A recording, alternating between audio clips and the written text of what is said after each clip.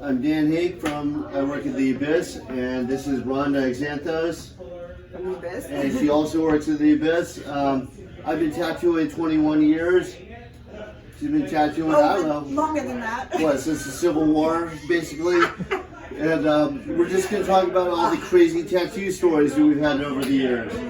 So, most of mine were from my early shops, like the flash shops I worked at. Like I worked at some really bad shops. Like probably Cassiopeia and Kingdom were two of the worst shops I worked at. You remember Kingdom? Yeah, I remember. I didn't work there.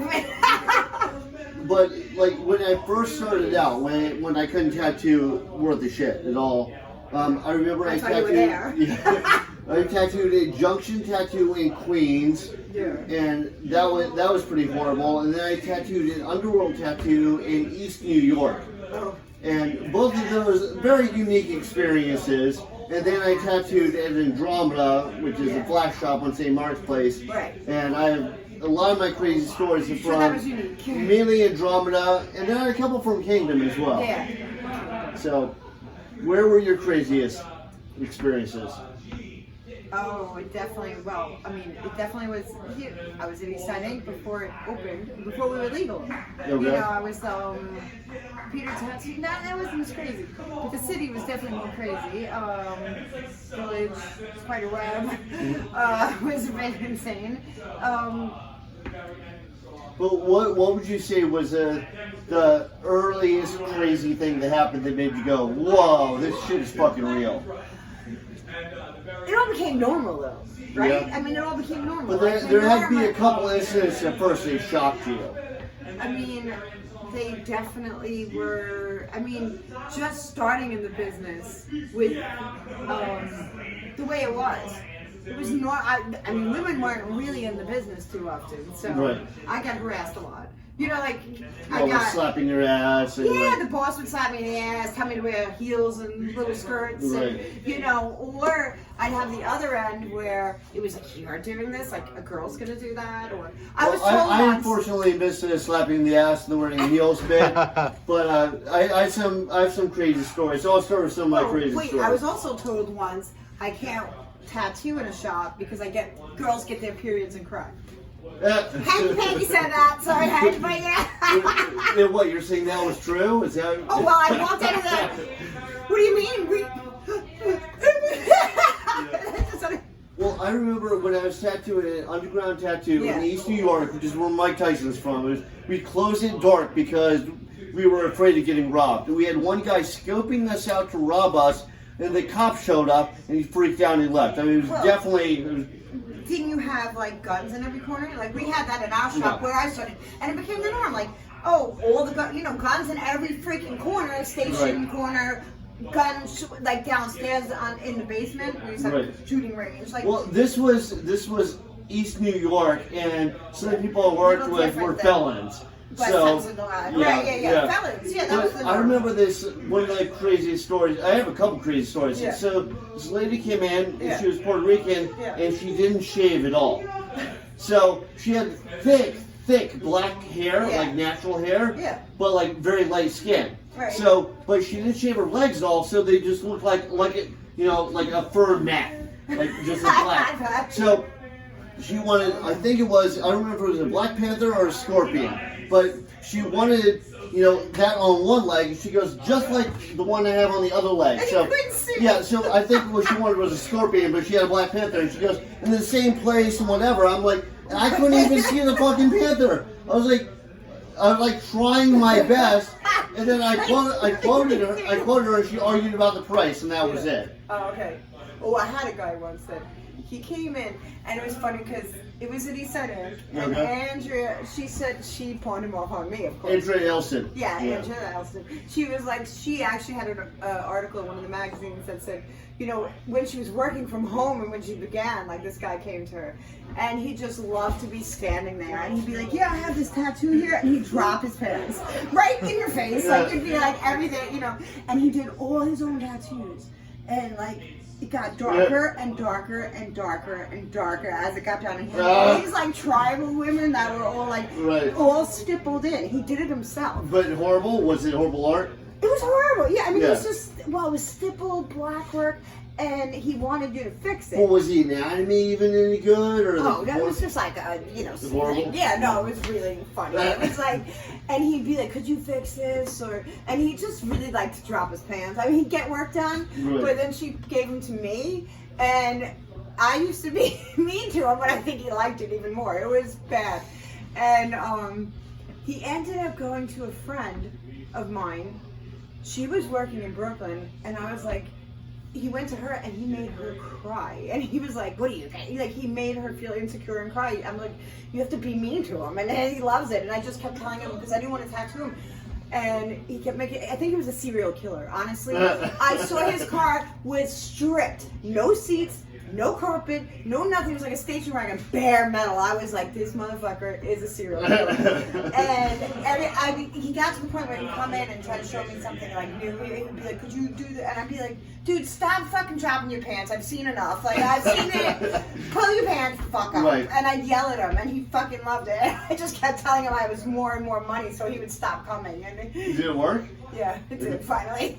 We had a guy when I was in drama, and he came in, and it was a guy from the Bronx. And it was like a younger Puerto Rican guy with like a do-rag and everything, and he had an older Puerto Rican guy. And he was doing this dragging on his back. I didn't know he was doing it. He just, he came in with, it looked like his dad or whatever, and he was showing it to me and asking me what I charged for something like that. Yeah. And I was like, oh, well, the lines are horrible, it's badly drawn. And the guy literally turns to the old guy and goes, oh, this tattoo artist speak. And then he keeps going on and on, and like, what would you charge? What would you charge? I was like, well, I do it way different. And finally, I was like, probably like $5,000, $3,000 to $5,000, I don't know. So he turns to the guy and goes, see, I told you to get a deal. And then they left. That was it. Oh my god. It's, that's funny. Dude. Would people bargain over tattoos when they come all the time? Yeah.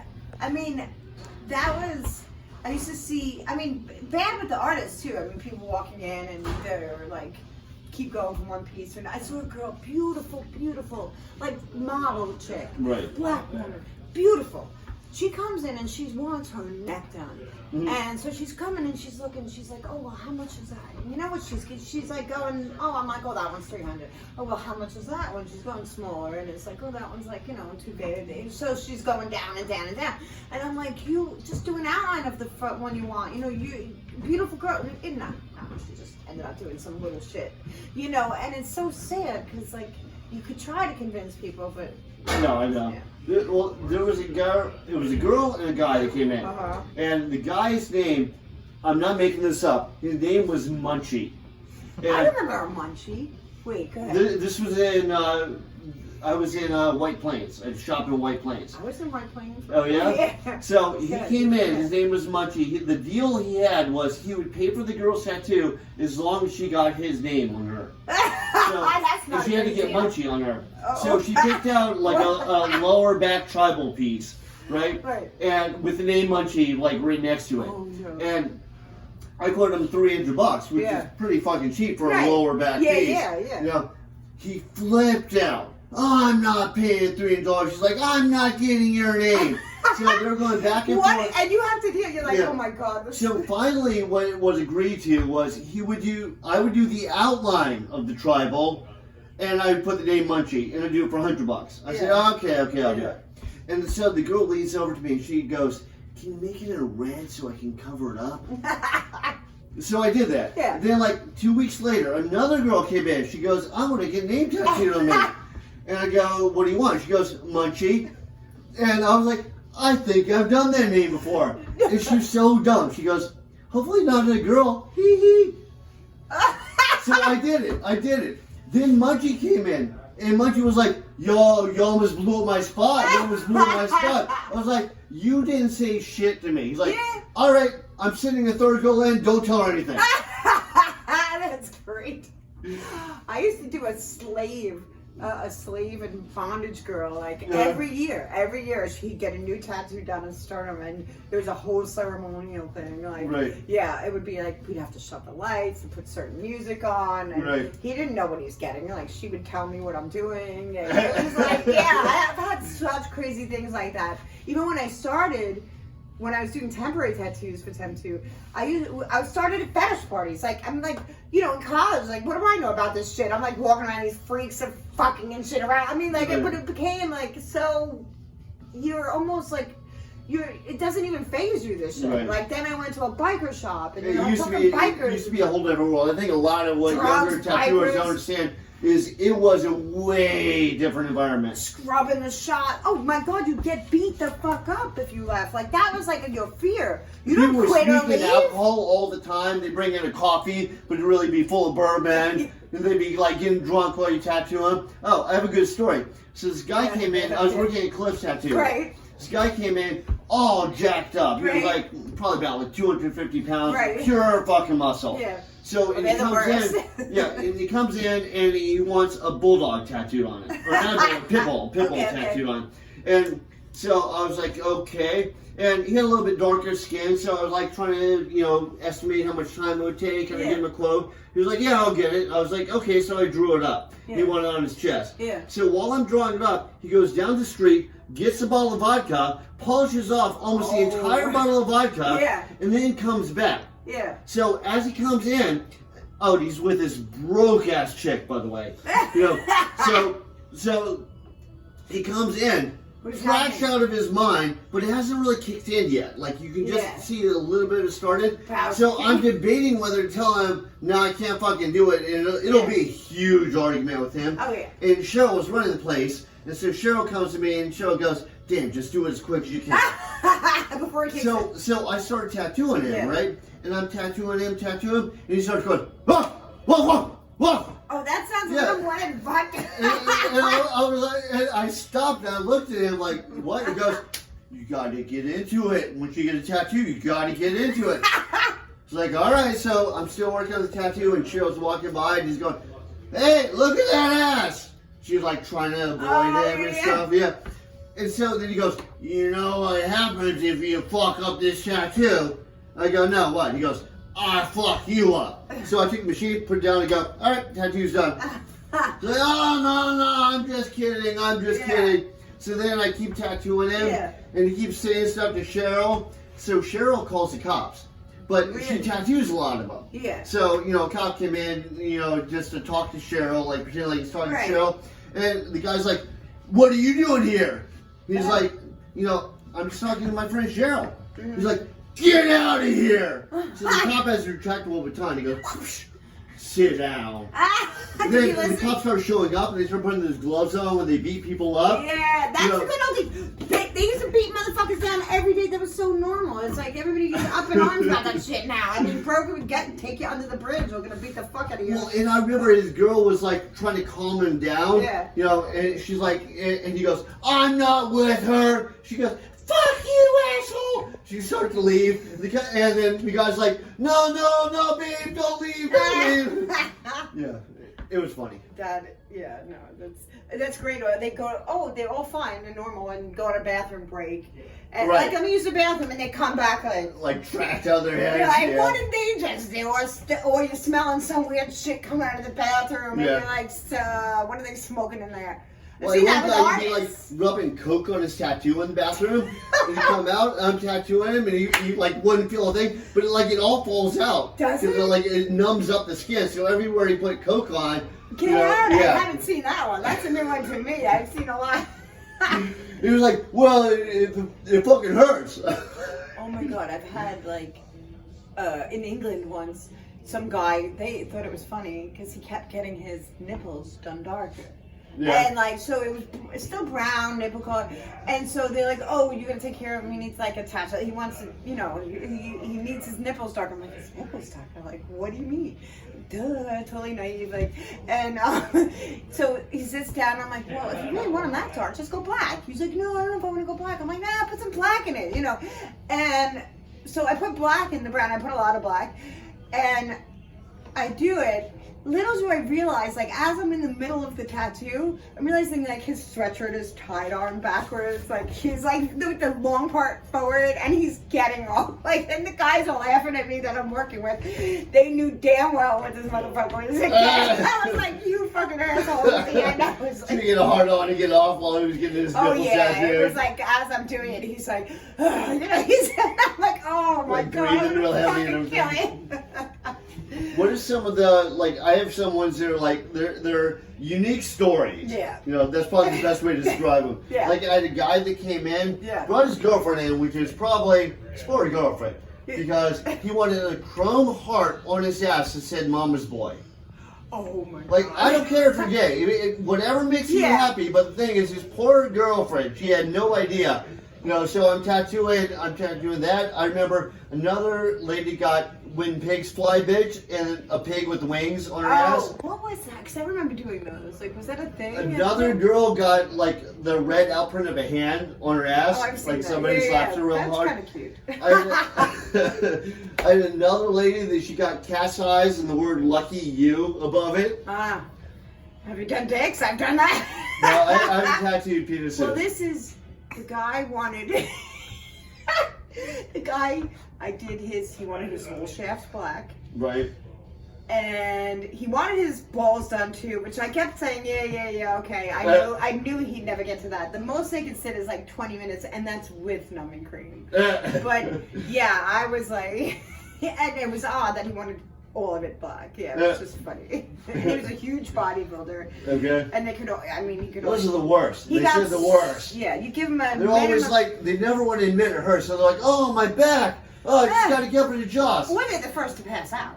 Oh, yeah? Right? I've never had that. I've had one person pass out in my life. No way. You know, knock on wood, yeah. really? Yeah. Wow. I've had people get like a little sweaty, lightheaded. I'm like, hold on, I'll give you water. But that's what I mean. Those are the ones who did the big guys that are like, well, because they also macho, they don't want to say, hey. And they probably have like super sensitive skin to do 20 million steroids. I think it's something to do with steroids, the thin skin or something, because you can tell it's kind of weird when you touch. Sometimes they would get like these pimples, but they'd be like volcanoes under the skin. They'd be like these giant fucking mounds that are red. Yeah. Yep, totally. It's but and in the. Were you there back in the day when it was illegal, when they used to call to come in? And that was well, fortunately I started tattooing right after it became legal. Oh, okay. So I didn't deal with that. Yeah. Would you say that you had crazier experiences in Europe or here?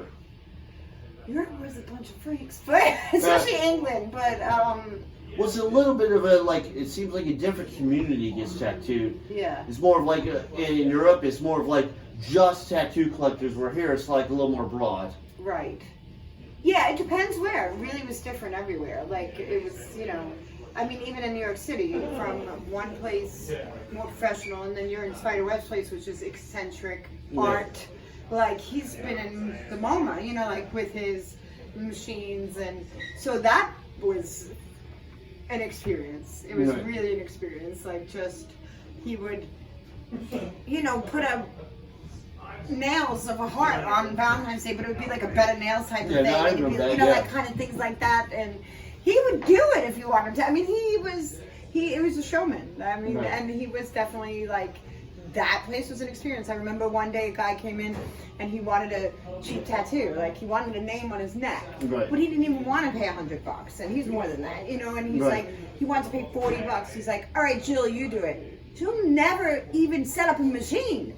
Jill was technically an apprentice, but he had all his little girls that apprentice. It's like, come sit on my lap every night, he'd be like, yeah. And so he's like, Jill, you do it. I'm like, oh, what? You didn't even know how to set up a machine? She's like, I could do it, because she's an artist. She's doing, Oh my God, the thing was a catastrophe. I was just like, and he's laughing. He's like, the dick, just like, what? It was so hardcore old school. It's just like, who gives a fuck? He wants to pay that, that's what he gets, And he got it. I've seen that, it's a meme all the time. They're like, $10 tattoo, trust in their art. Of course. Yeah. It's like a cheap tattoo ain't good, a good tattoo ain't cheap. Well, I remember I worked at Tattoo Moose, and I worked with Monica. Yeah. And Monica is my lady wife, by the way. So, I remember this guy came in, Yeah. do-rag, looked like a total Hell's Angel. I don't know if he was, but he looked like My whole Hell's shop that I started out was Hell's Angels. So But he came in and he was talking to her like she was a piece of shit because he thought she was just the counter girl. that's what I used to get. Meanwhile, she was actually a tattoo artist and she was about to tattoo him. Yeah. So she's super professional. She's like, you want what? Okay. Or you want it like this? Okay. Goes back, sets up her station. She goes, all right, I'm ready for you now. He's like, okay. Yeah. So he comes and he sits down. She hangs the needle way out, turns the power source way out. She goes like this, goes, in. He's like, oh! She's like, sit still, you pussy. She's like a 4'11" Colombian girl. It's hysterical. I got that a lot too. You know, like like the attitude, like girls can't tattoo, and like Right. you know that kind of shit. Did you take revenge on anybody? Did I what? Did you take revenge on anybody like that? No. Or at least you want to admit to it? I'm not saying nothing. But I think people have gotten better. I don't know if it's like the shows or whatever, but people have gotten a little more respectful of it. Yeah, but they're also the new kids are like ridiculous. I mean, you used to have to apprentice and scrub floors and work a year and do everything. Oh, I'm not talking about the tattoo artist. What about our last I'm just talking about the clients. Oh, the clients, yeah. No, I think the clients are a little bit better educated. Oh, yeah. On at least they respect it a little bit more. It used to be so underground. People acted almost like you enjoyed doing it. Like they were doing you a favor by letting them tattoo you. Oh, right. Like some people would act like that. Artists. What? Artists? No. I mean, some clients would act like you're. Really? Yeah, they'd act almost like they're doing you a favor. Like I had one guy, I remember. I'll pay you some cash. It's like, oh, really? Thanks. Yeah, like they're gonna get a huge discount if they pay in cash or whatever.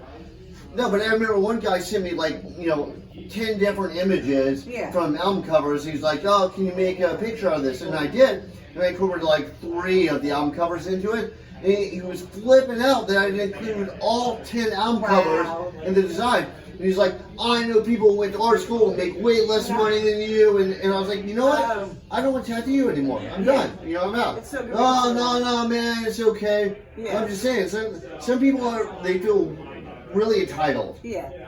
I mean, I was spoiled to start with because I was in a good shop when I apprenticed. So I was there for years, and then I went to Europe. I started a crappy I was with the shop. best, it was Peter Tattoo West Ham, so I was in Marguerite and Cindy, and we were like the high, priced shop in Holland, and and I did everything exactly the same all the time. Like we use these needles, we use this ink, we use this. So I thought I knew everything, of course, because we were the best. Right. And so when I went out and I left, which I wasn't supposed to, by the way.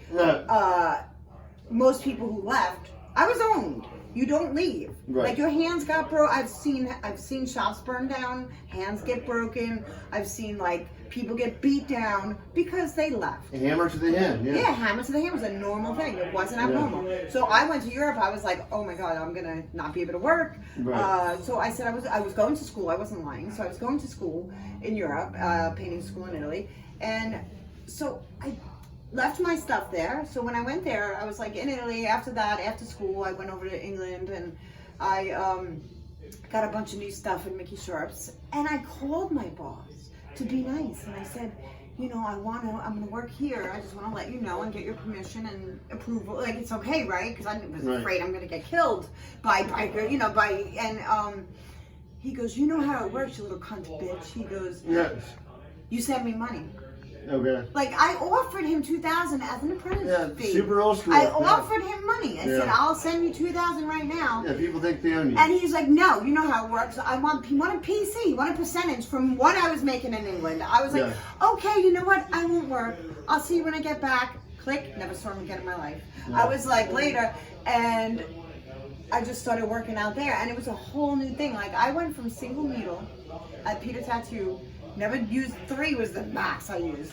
And to Alex Penny Shop, which was bold will hold. It was huge, bold, massive pieces, and that's what they believed. I was like, they'll laugh me out of here if they see this. So, not only was I trying to make my own needles, because you couldn't buy needles then. I had to make them, figure out how to, make them bolder, do it, use it, and I did it. But, Well, every shop I've noticed, and I think we should probably end with this, because we can be here all night. All day. We have to do another episode.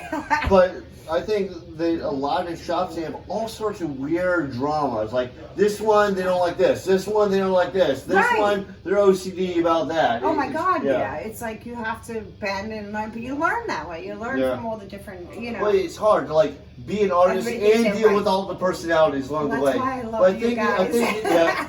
Thank you. I think it's getting a little bit better. But all right, peace out. See you guys later. Later.